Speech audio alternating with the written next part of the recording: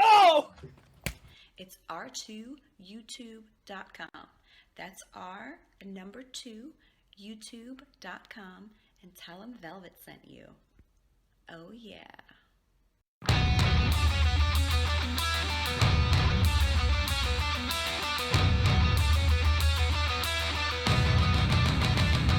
Let's go down! This is Rasslin Rage! Do it now! This is Rasslin Rage! This is Rasslin Rage! Cody Fleming is the man who leads the brigade! Hello, everybody. It's Cody here from Rasslin Rage, and I am joined by sexy Sean Casey of the 5 Most Wanted. Now, before I ask him any questions, make sure that you smash that thumbs up, and if you haven't already, subscribe. So, Sean Casey, thank you so much for coming on Rasslin Rage today. Feels good to be here, and I appreciate you having me. And the 5 Most Wanted are in the building. Right on, buddy. Now, listen, I want to take you down memory lane a little bit here. It's been, what, 95, somewhere in there when you came into the business? 92. 92. Oh, wow. So, yeah, it's been quite a while. So, what did you do before professional wrestling? Well, before professional wrestling, I did bicycle motocross. I did that Wow. probably at the early ages of, I want to say, about 9 or 10. Uh-oh. Kill a There we go. caller. Had that probably around, mm, I guess 9 or 10 years old. I guess I did the bicycle motocross thing. Played football in high school or junior high, Right. and by the time I was in high school, I wanted to get in the world of professional wrestling and started, in the gym, and started trying to work on having a decent body. Grew up idolizing, of course, favorite tag team of all time was the Rock and Roll Express, and then I was really interested in a lot of the body guys like Ultimate Warrior and Sting and Lex Luger and all that, and knew that was gonna, be a big part of something I would need to have underway. So by the time I was 17, I was fortunate enough to have the first person to train me was Flying Brian Pillman. Um, Wow. he'd already signed with WCW. I just got back from Calgary and was waiting to get called up to start his dates with WCW. And he said, Sean, I can't promise you how long I can train you for. We can get some training in. I'll teach you at least the basics. I'll draw you up a diet. I'll draw you up a workout program and at least get you pointed in the right direction. And then it would be probably another 3 years later that I would go to Charlie Fulton's Monster Factory up in Marion, Ohio, and I would complete my training there. That would be 1992. Oh wow! So you said Brian Pillman, and so you said he drew you up a meal plan too. That this is the first time I've interviewed quite a few guys. That's something. Is now I know you're always working out. I see you on Facebook and I see your posts and stuff like that. So obviously that's something that's carried into today. But so was that something coming through with Pillman and that way of him trading? Did that lead into today as well? I believe he had a big influence, and it's funny the attachment that I've had to the Pillman family ever since I was 17. Um, Growing up, Brian being from Cincinnati, playing for the Bengals, and part of idolizing different things as a teenager was like the big hair '80s bands, and then seeing the different body guys that had the bodybuilder type of body and all that. And Brian was kind of all that wrapped up in one. He was kind of like the rock star. He was the pro athlete, the football player, the bodybuilder. He dressed a certain way. He just had that it factor, and I was pretty much mesmerized by that and influenced by lots of other different things. But Brian just impacted a lot, all the way down to training with him, and like I said, drawing up a diet um, and a workout program to get me pointed in the right direction. A funny story was I was working for Coca-Cola at the time, and his brother-in-law also worked for Coca-Cola, and had some issues with the guy I was working for, and wound up just changing out, staying still working for Coca-Cola, but working under Brian's brother-in-law, and even further down the road, hooking up with what would be his stepdaughter or daughter by marriage from Melanie, which was Alexis Reed, which we know as Lexi Pillman, Right. which a crazy story about the time Sean Casey married 3 girls in Vegas, and Lexi being one of them. So she became a wife of mine, and a very, very dear friend. Um, but I went on to later get a white Hummer like Brian. Had a broken ankle in 3 places. As everyone knew, Brian had some serious ankle issues, Yep. and just really an interesting, almost piece of Brian that seems like it started at 17. I believe still lives in me today, and so excited to see Brian Jr. doing well. And when they say chip off the old block, I mean, he really Yeah. is like Brian Sr. being reborn again. And what a good kid. And he's really taken, I think, a lot of the knowledge from different people, and he's sorted through the bad knowledge that people were giving him and the good knowledge he's held on to. And tremendous athlete himself. And Right. Yeah, he's doing pretty well for he's just himself. in just a little bit of time that he's been in the business, he's done wonders. I mean, he's out Yeah. there. He's putting that ring time in. He's putting the road time in on the highway, getting the miles in, traveling all over the country, and now going to other countries in this little bit of time. And I think he's going to be one of the biggest breakout stars of the next decade. Oh, for sure. Now, you've been in OVW, you've been in WWE, you've been in WCW, been in TNA. You've seen a lot of different people inside the ring as opponents, and as well as your tag team partners, including guys like Brock Lesnar, Randy Orton, John Moxley, Chris Sabin, Kurt Angle, Shelton Benjamin, and many more. Is there a guy or girl that you have not partnered up with or seen in the opposite corner that you want to lock up with? And I don't think I'll ever see it. I think he's pretty much done. He's made enough money that he doesn't really have to do any indie bookings or anything like that, unless it's just to humor himself. But I always said that Shawn Michaels would be my retirement match. For years, I was compared to him, even from the beginning. And although he was an influence to a lot of stuff with me, never was it like a copycat thing. And I was always entertained by how people followed that. It didn't matter if my hair was in a ponytail or if it was down and long and looked like Bon Jovi. It was always Shawn Michaels. So I always took it as a compliment, and thought, wow, that's so much in comparison that would definitely be my retirement match. And what an honor that would have been to Right. been able to even be in the ring, whether it be tagging with him or working with him in a match. But some of the stuff mirrored Shawn, of course, different things as time went on. One of the things was noted in, I believe it was '96. Shawn did Playgirl, and then I did it in '97, and then again in 2008, just to see if I could do it. 10 years later. So I was a decade older, and then my name was on the front cover. Got a full page layout, and stamped a Hot Man of the Month, former WWE wrestler Shawn Casey, and so that was kind of neat, Right. and an interesting thing that just tied me to Shawn one Right. more time again. And then whenever we get the comparisons and people say that, they go, "You're like Shawn Michaels." I go, "Well, no, Shawn only did Playgirl once. I was in twice." I like that. That's awesome.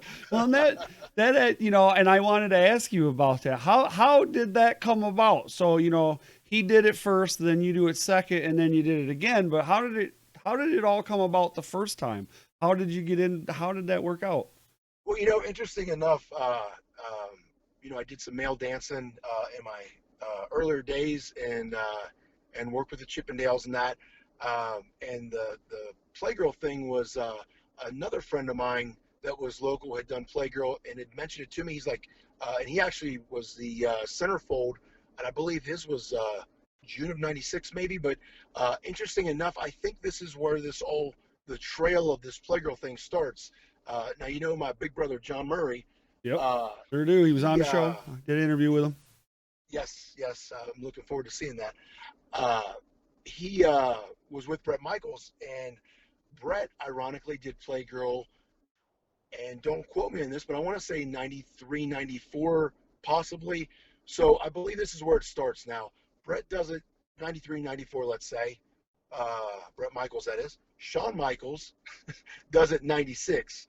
My buddy gets me stirred up in '96, like you should do it too. So then myself, Sean Casey, does it '97, and then just to see if I could do it one more time and get an even better layout at an older age of 36, do it in 2008 for my second time. But I believe that's how that kind of evolves for Right. each person. And I think the foundation of all that was Bret Michaels, and probably somebody was for Bret that got him Right. stirred up, and he thought, he got asked to do it, and somebody perhaps that he looked up to or was an influence on him might have done it, and he, might have thought, well, maybe I should do this too. Right. So, you mentioned John Murray, and we did the interview with him as well. So you guys are all part of a faction. You, Cody Hawk, John Murray, Michael Edible Barnes, Sean Reed, and there's a few other ones out there as well. There's some originals. It's a kind of like there's an evolution of this faction, and it's more than even just that. But tell me a little bit about 5MW. How did it come about? Where did it all start? It's a funny little story with that one, and reflects on a Motley Crue song, where Vince Neil's lyrics says, "When we started this band, all we needed was a laugh. Years gone by, and I'd say we kicked some ass." Was the lyrics. Five Most Wanted actually was a group of three guys: myself, Cody Hawk, and Josh Rafferty, which was on the first season of the Ultimate Fighter, UFC's Ultimate Fighter. One of my best friends lives in Tampa, and who's also doing well for herself. He's actually training Dave Bautista now. He's training Chris Jericho. He helped Chris Jericho get ready for that match that he had with Kenny Omega. Nice. And he was part of the finisher being thought up with Chris, which I believe Chris is calling Judas. It's that spinning back elbow. Yeah. So Josh was training some of the great stars, Samoa Joe and so forth. But when he was in Cincinnati, he was with us. And then a girl that has went to the ring many times with me over the years named Tiana. And then Samantha, which was the blonde girl that was, I believe, back then was as good as any WWE diva, was accompanying us. And we were just a fun group hanging out in the clubs and going and hitting up the Japanese buffets, or not buffets, but the steakhouses, eating Right. sushi and just having laughs. And we were just the Five Most Wanted, kind of like, was it Frank Sinatra and the rest of those guys were the Rat Pack? Yes, sir. And we said, Cody was in charge of the HWA and doing TV back then. And I pitched the idea. I said, what if we did a little faction on HWA TV back then, and we called it the Five Most Wanted? What do you think? He said, I mean, we're already doing it anyway. Sure, let's put that in creative and turn that into something with wrestling. And from that point, then we would add in Rosie, which was Big Matty, and he was the superhero in training with Shane Helms, Right. and the cousin of The Rock and Roman Reigns. God rest his soul, Rosie, unbelievable talent. He just got back from Japan, and he was working under the name Chemo, and he was our Samoan assassin. And he There you would go. be the fourth member before Cody would turn heel and turn on his longtime friend Matt Stryker and some of the other baby faces that were there, such as he's Eli Drake now, and Sammy Callahan was there then, and of course John Moxley was there, but he was. I always say if the Five Most Wanted was the sixth most wanted, he was the sixth member. because he was always booked in different things with us. Nice. But that's kind of how it evolved into that. And then through the years, we had parted ways, and we each kind of had our own different 5 most wanted factions in different areas. And from the East Coast to the West Coast, we have Billy Blade and Richie Slade and some other different guys in Vendetta Pro and out in Los Angeles and around the Las Vegas area. Down south, Josh Rafferty represents our southern version. We got versions in Indiana and Tennessee, West Virginia, Michigan, Kentucky. It's almost like a motorcycle gang. Right. Right. Well, and it's like I talked about it with John a little bit, Big John, and in the rock star lifestyle minus the drugs, right? And it's you guys really do live the rock star lifestyle, and I know with you, like when we're going back and forth, working out details, I'm getting messages from you after you're getting out of the gym at 4:30 in the morning, man. That's putting in work. So I know, I get it. So did you go out to Vegas with all the guys when Cody was presented the trainer award? We were there. That was our second year. That was when John Moxley presented Cody with the Trainer of the Year award at the CAC, Cauliflower Alley convention that went on. And then, of course, they usually have 2 different nights that they do wrestling shows out there. And accompanying us again to the ring this year, which was a fun little deal. And he's a close friend that Josh actually hooked us up. And we hit it off, and he's a good brother. And what an honor it was to have each year, but especially last year, as he was the sleeper that came from the audience. And we had a WrestleMania moment where UFC Hall of Famer Stephen Bonner slid in the ring and helped put away the guys we were wrestling. And then we became the Vendetta Tag Team Champions that night. So, that was one of them nights where in a bigger venue, I think the lights would have went out and would have came back on. And in the middle of the ring, oh, my God. Right. The Hall of Famer, Stephen Bonner. That's awesome. So, I want to take you, we've been going through your career a little bit. Go back. Let's talk about Bluewater Championship Wrestling, man. You've been with Bluewater for quite a while. You've been the champion a couple times, more than once, more than twice. It was last year. They presented you or put you into the Elite Club, the Bluewater Elite. I was there for that show, and I want to ask you something just specifically about this moment. Not, yes, being in the Elite is awesome, and to be recognized for your, what you've done for the business is awesome. But that night, you were the bad guy. And being the bad guy, people boo you. Yes. And then the show's over, lights come on, and they recognize Sean Casey as a member of the Elite Bluewater Championships Club. This club now, the Elite. And you get a standing ovation. People on their feet, clapping for you for what you've done for Bluewater Championship Wrestling. What's that? How does that make you feel? It was very unexpected. It was an honor to be given that award.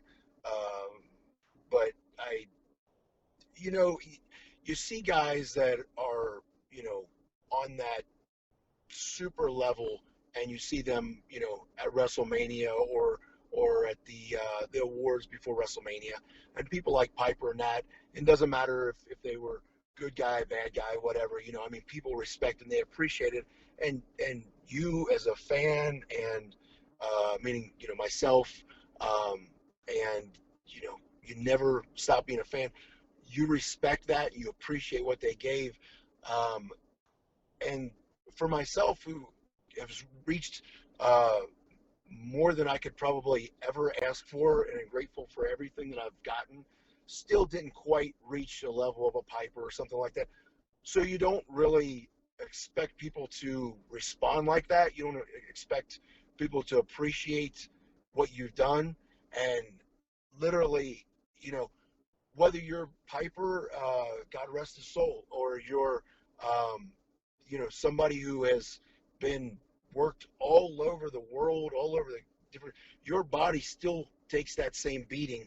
And I think sometimes that because it's not televised as much, you don't expect everyone to appreciate it as much or to Right. understand or anything. And so, uh, quite honestly, I almost teared up. I couldn't believe it. You know, got that look in my eye, and as I got choked up, I'm like, wow, the people actually appreciate that I can't hardly get up each day out of bed, Right. and that I've spent 27 years of, I don't go out there. There's some people, and I don't want to bury everybody out there, because there's some Right. people that that get in this business and they get a little older and they go, okay, well, I'm just going out there just to do this, and I'm going to get through the match, and I just want to do it just to do it, and they don't put their heart into it. And there's not a night that I don't go out there that I don't try to give them all their money's worth, and I pay for it every day. Um, and so when people give back and they say thank you, you know, we appreciate that you're going to make your life that much harder to function one more day to give us our money's worth. We're just telling you we're going to stand up and say thank you. And that's an unbelievable feeling, to know that you're getting respect for that, and that people appreciate it. They truly say thank you from the bottom of their heart. And I can't say thank you enough for what that means to me. Well, I don't think there's many people that can play a bad guy like you do, to be perfectly honest. I mean, you know, that's the truth. You do a good job. And you know, you get the people into, and this is what, personally, this is my personal opinion. What I love about independent wrestling is the interactions with the fans. And you have a way of making people absolutely dislike you just by getting in that ring, and that is awesome. I love it. I love it, you know, and that's me. Now, before we get out of here, yeah, I want to say thanks, dude. I could sit here and I could probably pick your brain all day, and I'm very humble that you actually sat down with me to do this. And I want to give you an opportunity to tell the people how they can get a hold of you on social media to follow your career further past this and see some of your stuff, because I know you're posting some of the stuff from the things that you did with WWF when you were faced with Jerry Lynn, and things like that. So, you know, throw out your social media out there, let these people know where they can get a hold of you, and where some of these promoters might be able to book you.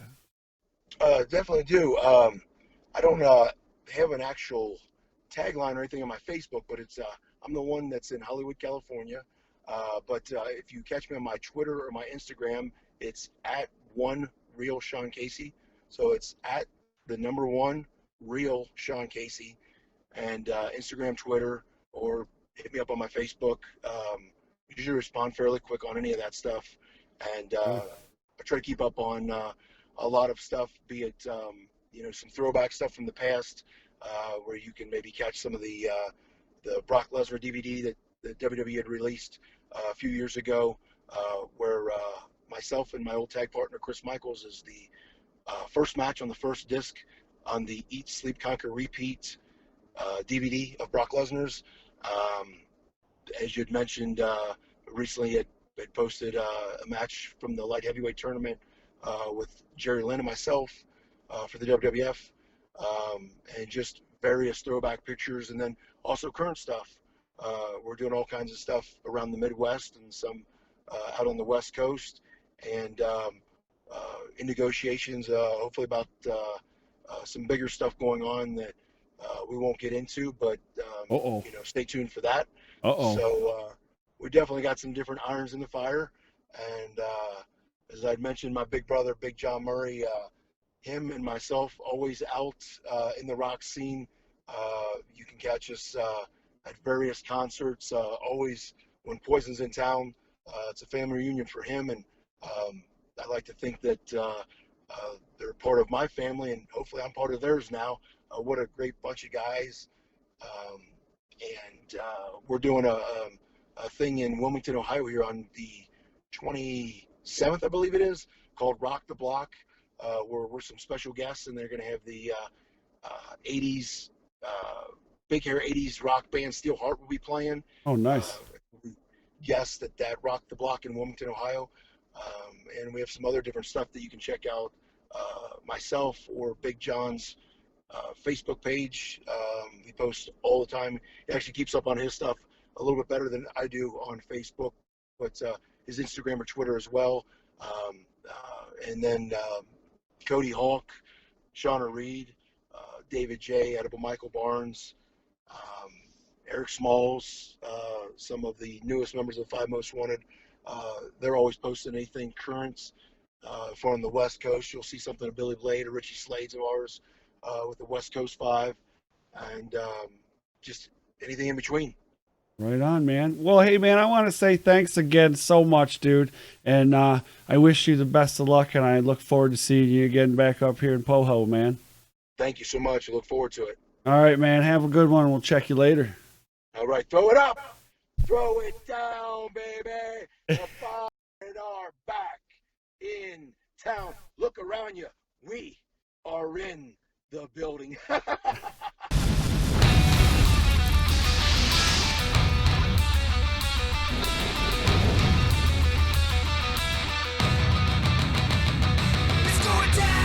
This is Rasslin Rage. Do it now. This is Rasslin Rage. Scream it out loud. This is Rasslin Rage. Corey Fleming is the man who leads the brigade. Let's go down. This is Rasslin Rage. Do it now. This is Rasslin Rage.